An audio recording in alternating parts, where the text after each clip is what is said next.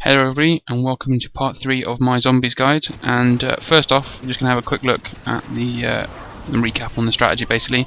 So you see even here at wave 33, and I've lost my revives, so I've only got this life left, and you just run the loops. The important thing I didn't mention before is why we run clockwise around here, and it's because if you see obviously this end you've got to spawn with that doorway. When you get to this other end you've got to spawn through the window, and you need the two options to go left or right around that box, so that you can basically, something comes in through the window at the back past the M16 ammo, then you've got a choice to go left or right, and it basically helps you out the most.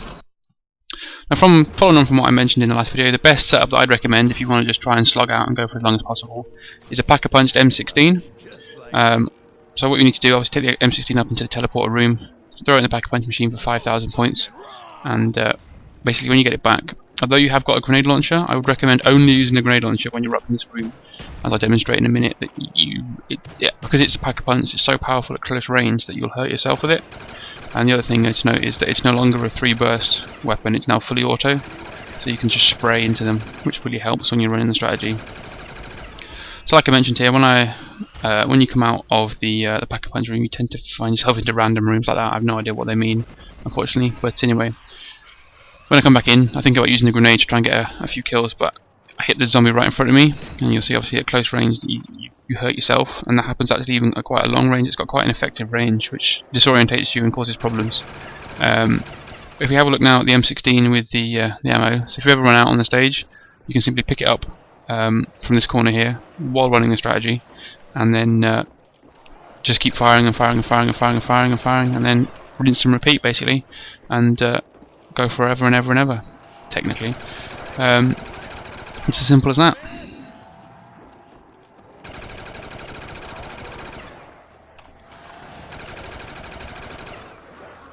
Okay, now we're going to have a look at the perks. So we talked about Juggernaut in the second part. That's the most important. Now we're going to have a look at Speed Cola. Now Speed Cola is located in the MP40 room, and costs 3,000 points. And what it basically does is it massively increases the speed of your reload. So what I've got here coming up in a second is a side-by-side. Now obviously you've got on the left is the normal reload, and then on the right you've got the speed color. And you'll see that the speed color reloads massively fast. I think it's twice as fast, so it means you're never basically stuck. Another weapon I mentioned, the monkey bomb. Basically here's just demo what to do, and it lures the zombies into it, and there's a massive fail grenade from mine there. Nearly get myself in trouble. But basically the monkey grenade just lures the zombies in and can give you some respite if you're ever getting stuck or trapped. Now traps exist in most of the rooms, and basically as you saw there I got taken down at level 29, and I need to get my myself safe, running low on ammo. Basically you can run through this doorway here, and there's a switch on each side. If you activate the switch it'll start a big sort of electrical wall. Here I realise I haven't got any more revives, but basically because they're all channeled, and because we're using the strategy we're using, when we run out of the theatre and through the story, they're all going to funnel through, and you don't get any points for using traps, but you can basically take away the fear of getting yourself in trouble. If you activate a trap too soon though, zombies can spawn in the room that you're in, so you have to be very careful at what point in the level you use a trap. And the different traps do different things. So for example, the trap to my left here in the MPL room, that basically sets the middle of the floor on fire. It's very important that you know where the trap's going to activate when you set them off. Now then, everyone's seen sort of glowing green icons, and the 4 main ones that you're interested in: insta-kill, kills anything with 1 bullet or 1 melee for 30 seconds. Basically can help you out. If you're low on ammo or you've got any problems with the number of bad guys, basically you can line them up in 3 or 4 at a time and kill them with 1 bullet. Max ammo, as I've mentioned before, gives you max ammo. It's worth reloading first. You also get full grenades and full monkeys. Double points. I'm sure you can imagine that doubles your points.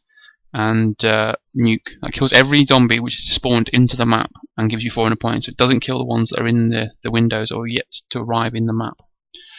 Some other ones that be interesting: Carpenter. We don't really want to pick Carpenter up because you don't want to block any windows. And Fire Cell, which is like a tag that basically puts every mystery box into every room and costs 10 points a go.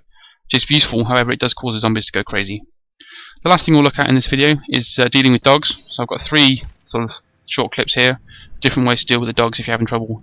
So early on in the first room, if you stick in the first room, similar to how I did in my first video, but stay for the 5th wave, the Olympia shotgun kills a dog in 1 hit, and although obviously you've seen me fail a few times, you can easily take them down Now dogs don't hit you, don't kill you in 2 hits. They kill you in 3 hits.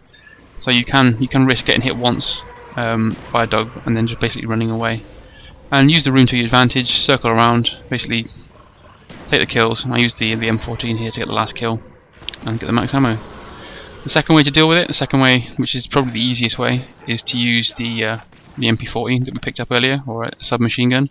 And you'll see here the dogs spawn in a different wave. So I had dogs on wave 5, now I've got dogs on wave 9 as well. So they're not always consistent, they do sometimes come in at random. Basically what you've got to deal with, as you can imagine, is watching for the spawns and kill them in the order they spawn. Using the tail end means to kill here, so I get a few easy ones. But yeah, so watch for the spawn and kill them in the order they spawn, because they normally spawn and they're close to you in that sense. You can kill the ones that are closest to you first. And because I've got Juggernaut, or Juggernog, obviously I can risk taking a few more hits to kill them, and you know, taking my time to reload. If you do manage to knife a dog, you don't get as many points for killing a dog as you do for killing a zombie. I think it's only 60 points for killing a dog, regardless of how you kill it. And you get your max ammo. And finally, if you really are feeling lazy, the easiest way to kill dogs in Toten is simply to activate the mounted machine gun in the middle and let it do the work for you. So obviously it costs 1500 points, but you should have an abundance of points by this point on in the game.